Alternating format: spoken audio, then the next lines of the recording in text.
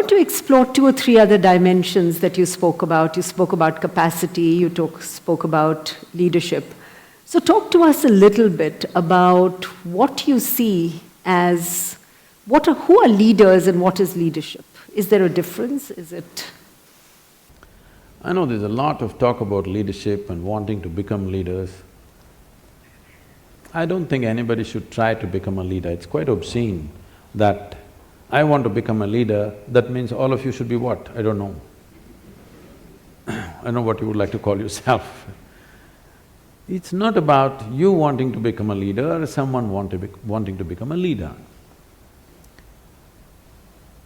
Because of a certain thing that you have done within yourself, or a certain level of observation, or a certain intelligence, or a certain experience, you are able to see something that most people are not able to see. The moment you're able to see something, then people will naturally look up to you as a leader because you're seeing something that they cannot see.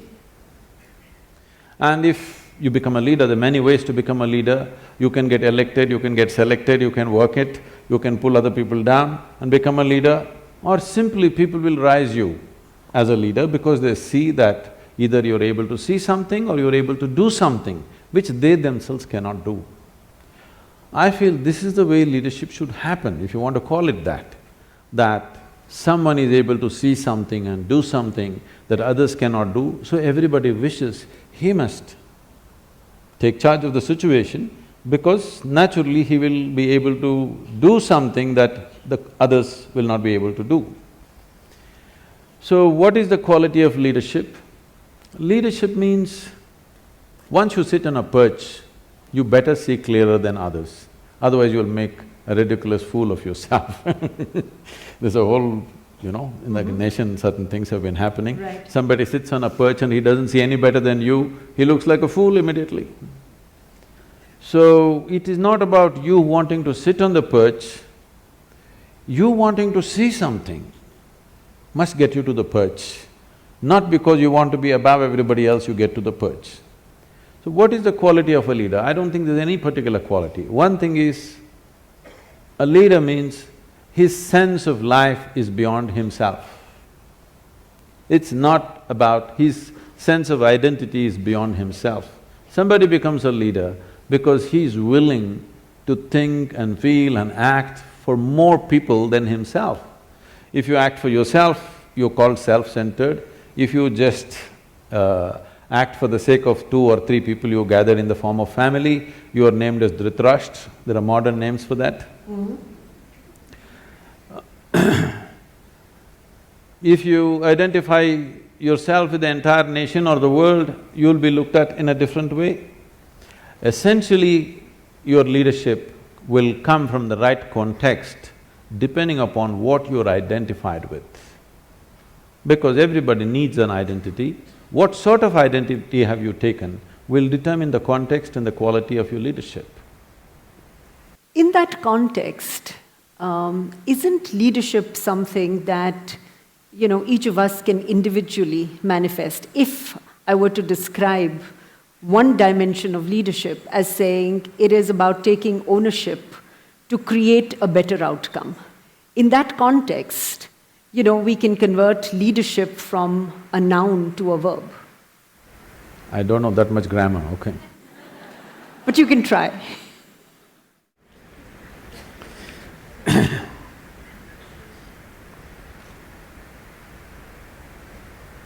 See, whatever we do, every human activity, the purpose of an activity is to produce something. Production may be a safety pin, a computer, love, joy, health, well-being, it doesn't matter what. We want to produce something. When we act, we want it to be effective. How small an act or how big an act is not the important.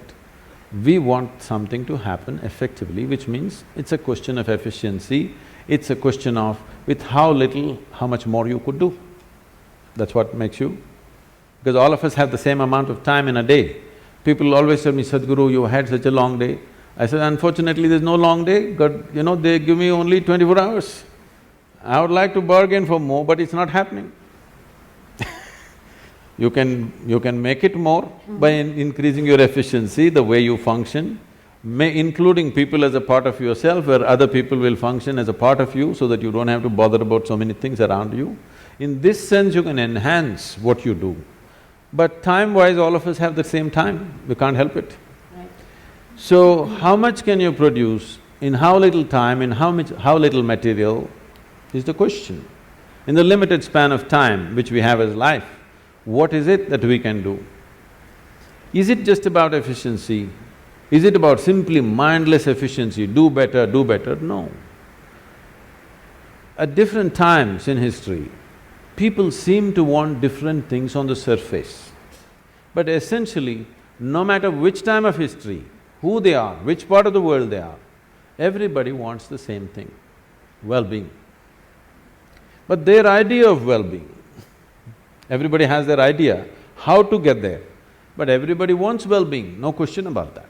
It doesn't matter which part of the world you go, whether you came here 1,000 years ago or today, 100 years later, you will see people will be still seeking well-being. In pursuit of well-being, maybe 100 years ago somebody would be going in search of water, today you're going in search of the Wi-Fi cloud but still well-being. People's idea of well-being, whatever that is, but people are only well only when something beautiful happens within themselves. They think they're going to cause it to themselves by some means. But people have been happy before the Wi-Fi came, people have been happy before the automobile came, people have been happy before all the luxuries we are enjoying today appeared. So what I'm saying is, well-being, if you're in pursuit of well-being, essentially, it is about what happens within the human being. What happens within the human being in the name of so many things, I don't want to name all the things, in the name of so many things, what we call as family, society, and another world which we call as corporate world all these things we created, these are all different names or different mechanisms that we believe will bring well-being to us.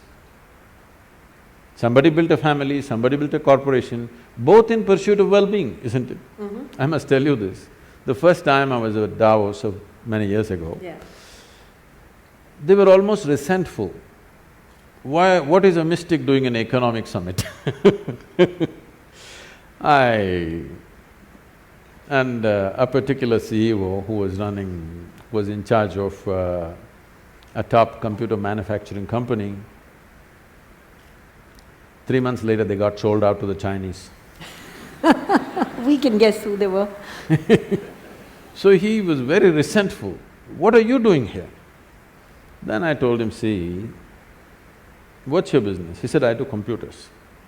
So see, whether you manufacture a computer or a safety pin or in between anything, fundamentally this is about human well-being. The basic business is human well-being. You may do it through your computer, somebody will produce safety pin, somebody will produce a cloth, somebody will produce something else. It doesn't matter what you're doing, the fundamental business is human well-being, and that's my business too. And that's why I'm here.